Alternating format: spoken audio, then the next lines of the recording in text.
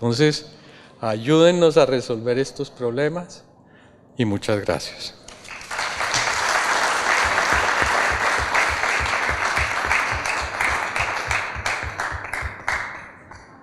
Le agradecemos al doctor Andrade pues esta excelente intervención, sobre todo que nos señala los riesgos ya en particular en Colombia y en el momento actual.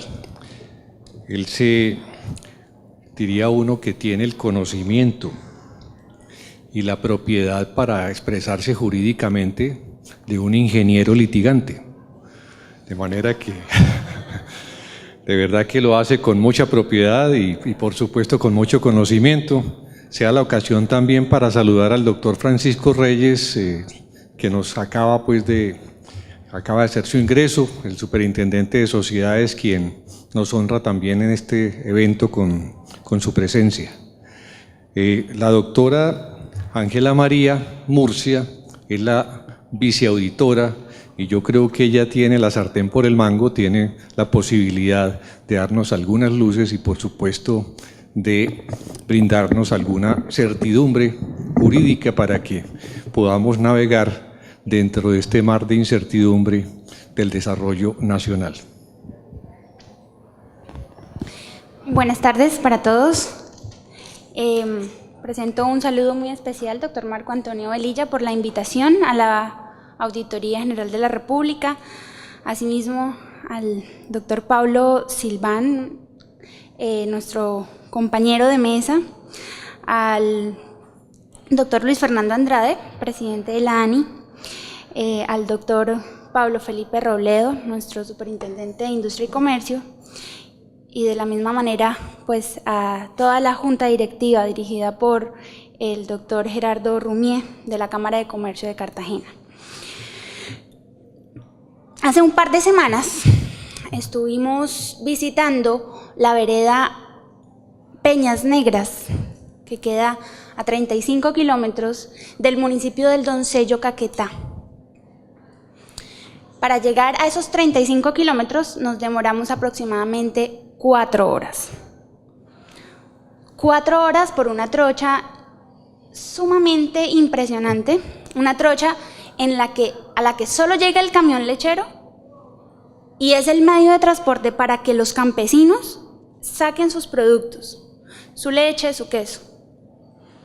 La sorpresa más grande que nos llevamos fue que esa carretera de 35 kilómetros en la que uno dura 4 horas, en tiempo pues que esté haciendo solecito, aparece registrada como una carretera pavimentada a nivel nacional.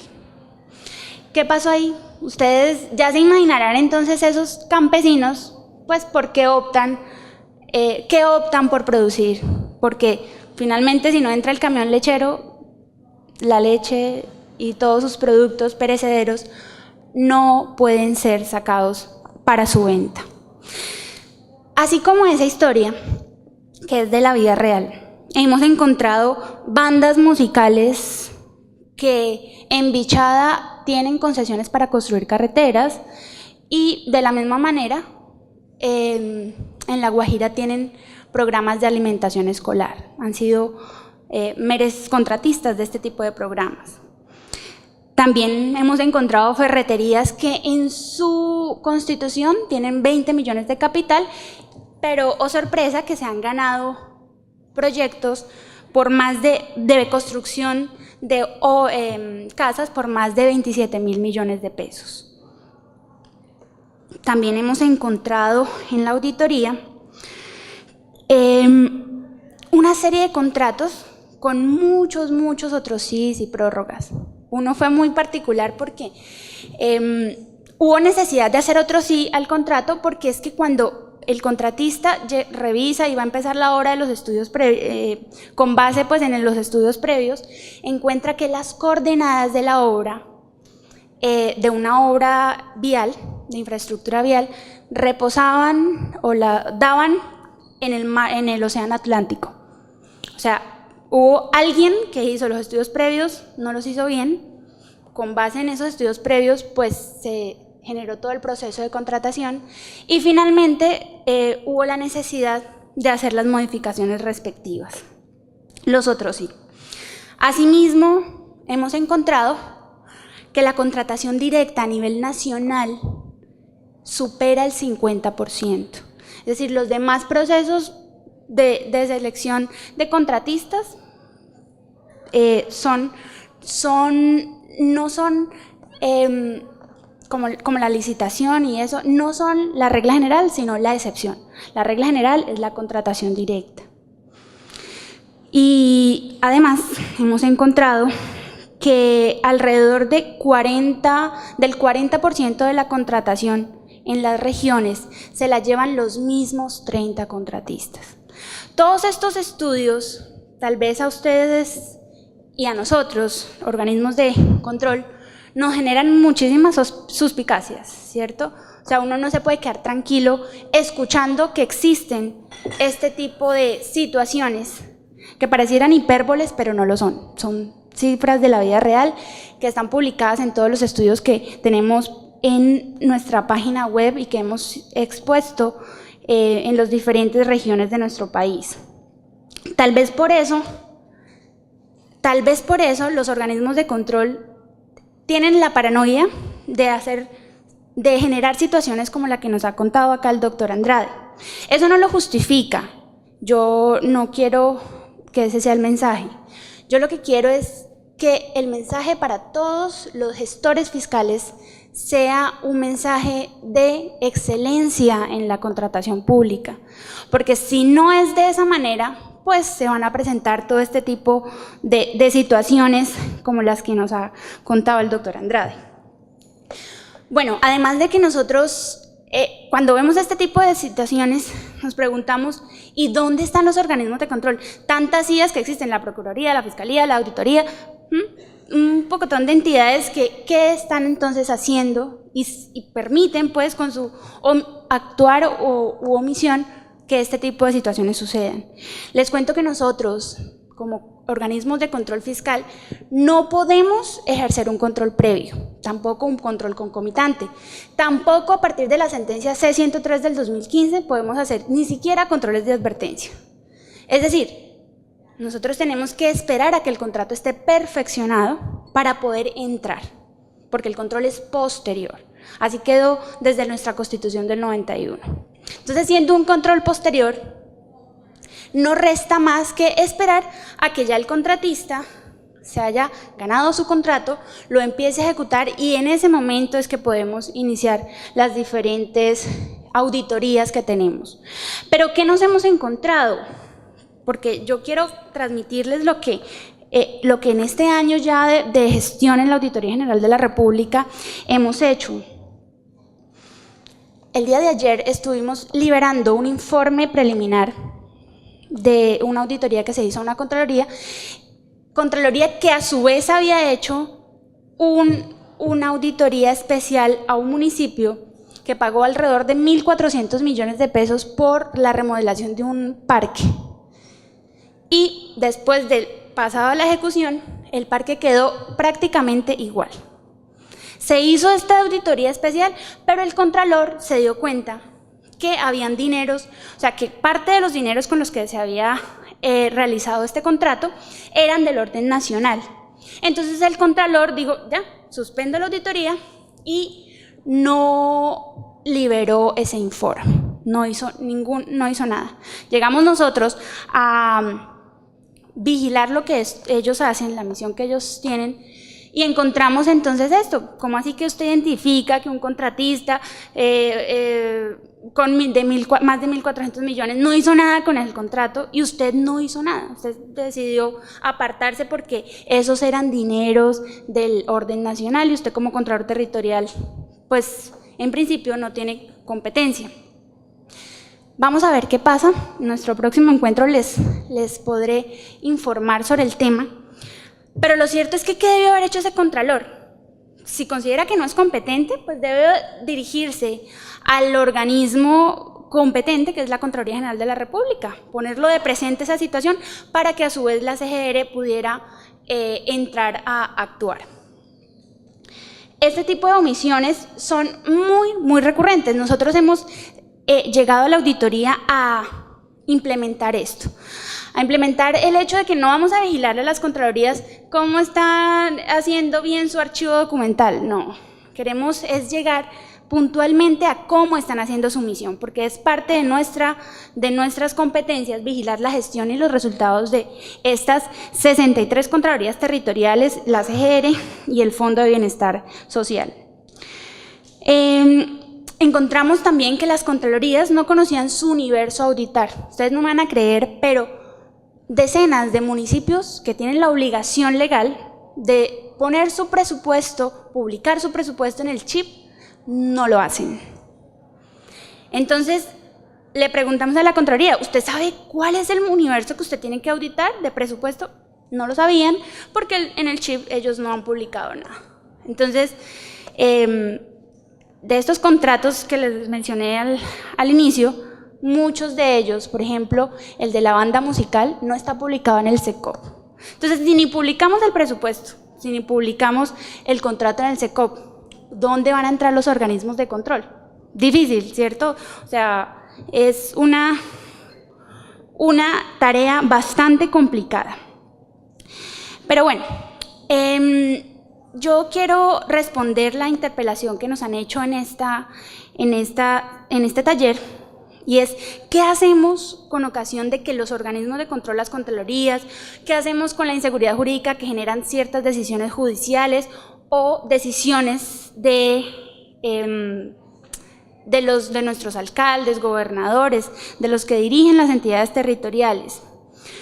A ver, ciertamente generar este tipo de perjuicios, tenemos que llamarlos de esta manera, porque bien pasaron 4 meses en alguno de los casos que nos pusieron, pero bien pueden haber pasado muchísimos más años, más meses, más años. ¿Qué podemos entonces nosotros hacer? Como auditoría nos comprometemos, y quiero manifestarle de esta manera al doctor Marco Antonio Velilla y bueno, pues en general a toda la ciudadanía, nos comprometemos a impulsar ese control prevalente que tiene la Contraloría General de la República.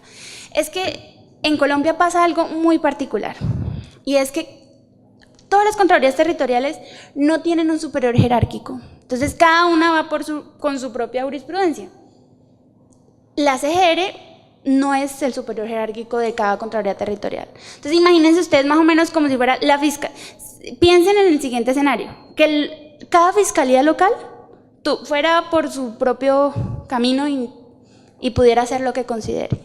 De esa manera está funcionando el control fiscal en Colombia. Cada contraloría territorial, cada una de las 63 contralorías territoriales va por su propia cuenta. Y podemos encontrarnos con casos o con acciones como las que nos comentaron sobre el túnel del Toyo. Pero bueno, no es que ellos los tomen ese tipo de medidas. O sea, listo. Pensemos que el Contralor se equivocó, está actuando de manera precipitada, falta de rigurosidad, pero estas medidas no las toma el Contralor. Quiero que quede claro eso, y es que estas medidas se solicitan a la autoridad jurisdiccional y en virtud de una potestad que tiene en el artículo 125 del Estatuto Anticorrupción que tienen los contralores, de solicitar medidas cautelares cuando encuentren alguna ilegalidad en los contratos. Entonces ahí, primero equivocado el Contralor, segundo equivocado ¿quién? El juez de la República, que pues digamos le copió la idea que tenía el Contralor. Y bueno, pues tenemos entonces ya el gestor fiscal que viene a defender su proceso, defender su contrato, y sacrificados finalmente quedamos ¿quiénes? Todos nosotros, que con nuestros impuestos, con la platica de todos, se están pagando los sobrecostos referidos. Entonces, este tipo de situaciones pueden constituir faltas disciplinarias. Usted no puede extralimitarse en sus funciones. Entonces, hagamos las respectivas denuncias en la Procuraduría. Pueden constituir inclusive prevaricatos. Entonces, hagamos las respectivas denuncias en la Fiscalía. Fiscalmente, como para que un contralor pudiera ser responsable fiscalmente por este tipo de decisiones desacertadas, necesitaríamos que ustedes, las entidades, los gestores fiscales afectados, interpongan las denuncias respectivas. Entonces, nosotros podemos tener más elementos de juicio para entrar a valorar este tipo de situaciones, porque de por sí la auditoría pues no es el superior, digamos, no es la entidad que se encarga de sancionar disciplinaria ni fiscalmente a las contralorías. Esto, pues ustedes saben, lo hace la Procuraduría y la Fiscalía. Pero fiscalmente sí podemos entrar a revisar estas conductas de los contralores. Entonces, los invito a que interpongamos las respectivas denuncias para nosotros poder analizar los casos. En suma, este control excepcional que nos comprometemos el día de hoy a impulsar, este es un control excepcional que está previsto en la propia Constitución, en el artículo 267, y se refiere a que la Contraloría General de la República pueda asumir la competencia de fiscalizar aquellas cuentas de los organismos territoriales de manera excepcional, de manera preferente. ¿Y esto cómo lo hace? Tal vez con la Contraloría General de la República podemos tener una suerte de mayor seguridad jurídica, que no tenemos con las Contralorías territoriales. Pero ¿cómo lo podemos hacer? Se necesita, la ley prevé, y esto está declarado exequible desde la sentencia C364 del 2001, o sea, desde el 2001 podemos hacerlo perfectamente, permite que a solicitud del Gobierno Nacional, del Gobierno departamental, distrital o municipal, además a solicitud de las comisiones permanentes del Congreso y a solicitud de la ciudadanía, a través de los diferentes mecanismos de participación ciudadana, la Contraloría asuma estos procesos de auditoría y estos procesos de responsabilidad fiscal. ¿Podemos encontrar allí una mayor seguridad jurídica? No sé, es posible, es probable, pero yo sí creo que por lo menos va a tener un impacto más importante, porque no es lo mismo lo que hace el contralor de X municipio chiquitico a pues una actuación que haga el Contralor General de la República. Nosotros como auditoría, ¿qué queremos? Queremos finalmente que la plática de nosotros no se vaya para las manos equivocadas. Por eso hemos ido por todas las regiones de Colombia, suscribiendo con los contralores, con la participación de los alcaldes, gobernadores, suscribiendo acuerdos de vigilancia y control, con el propósito, entre otras cosas, de estimular la participación ciudadana, pero además de comprometer a los contralores a que cumplan con la ley de transparencia, con la ley anticorrupción, a que cumplan con sus funciones misionales, además de esas administrativas pues que tienen que de por sí hacer de manera correcta para una buena ejecución de su presupuesto. Vamos con la ayuda de ellos, esperamos poder hacer una serie de capacitaciones, una serie de audiencias para revisar qué ha pasado o qué está pasando con esos contratos que tienen 10 otros sí. Ahí, cuando un contrato tiene 10 otros sí, ahí ya hay algún problema, porque nada que estuvo bien planeado tiene que cambiarse tantas veces pues para poderse terminar definitivamente. Quiero invitar a todos los presentes, a todos los gestores fiscales.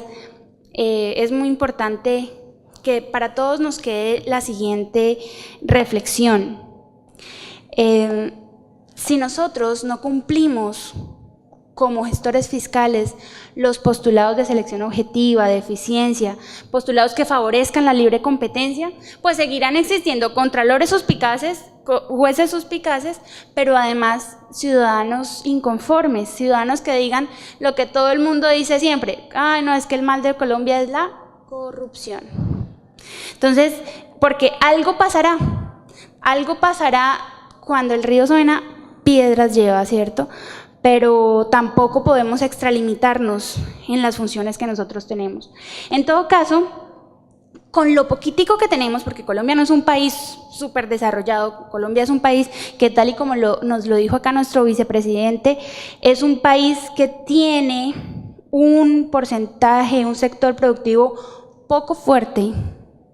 Nosotros casi que vivimos de los impuestos y los sectores poquitos productivos que tenemos están bastante golpeados con la crisis económica. Entonces, con lo poquitico que tenemos que hacer muchísimo. Y con eso poquitico, pues que además sale del dinero, de los bolsillos de cada uno de nosotros, los ciudadanos, tenemos que hacerlos rendir. Yo celebro realmente todas estas propuestas, todos estos contratos, que ya nos han presentado, que están en su fase ya de ejecución, ya se han asignado. Esperamos que puedan tener un buen término, que no sean objeto de muchos otros sí, de otros sí exagerados. Y en todo caso, quiero que seamos conscientes, porque prácticamente la ciudadanía puede quejarse por redes sociales, la ciudadanía puede indignarse en las reuniones familiares, pero los que pueden hacer algo, ¿quiénes son? Los gestores fiscales, las personas que tienen la capacidad de contratar, de generar este tipo de empleos, de generar este tipo de obras de infraestructura que pues son nuestros gobernantes. Esta es una invitación a ser cero tolerantes con la corrupción, así como lo estamos nosotros pues queriendo hacer, vigilando la actuación de las contralorías, porque estamos seguros que pues esa queja que tienen los turistas extranjeros, y yo creo que más de uno de los que recorremos Colombia por sus carreteras, esa queja de que los peajes son muy caros y son muchos en comparación con otros países, yo creo que eso no es en vano, ¿cierto? Entonces nosotros estamos pagando las APP, nosotros estamos pagando en general las concesiones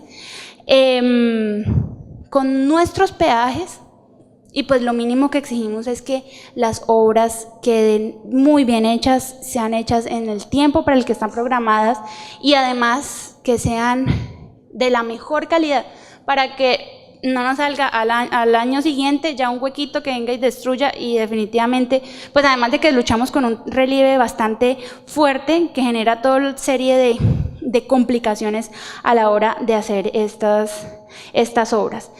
En suma, para concluir y que podamos cumplir con nuestra agenda del día de hoy, celebramos nosotros la creación de estas asociaciones que son tipos de concesiones desde la ley 1508 del 2012.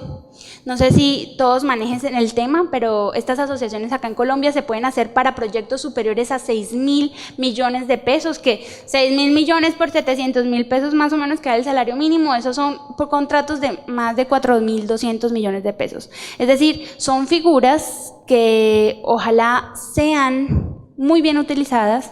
Esperamos que de manera que no puedan ser censuradas ni generen suspicacias en la ciudadanía, en los organismos de control, pero sobre todo en cada una de las entidades. Creemos que solamente aplicando muy bien las leyes que tenemos para todos los procesos contractuales podemos hacer rendir la platica y podemos construir eso que tanto anhelamos el día de hoy, que es la paz. Porque pobreza y paz yo creo que no son compatibles. Muchísimas gracias.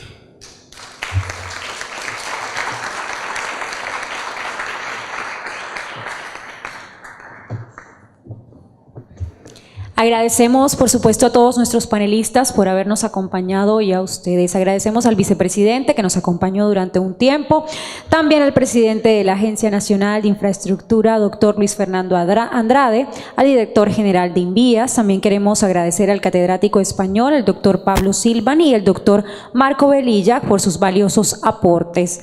Sin duda, hoy fuimos testigos de interesantes conferencias, temas como arbitraje internacional y la proyección del país en materia de infraestructura, así como de espacios para el conocimiento y la reflexión de experiencias nacionales e internacionales en torno a la dosimetría en sanciones y la asociación público-privada.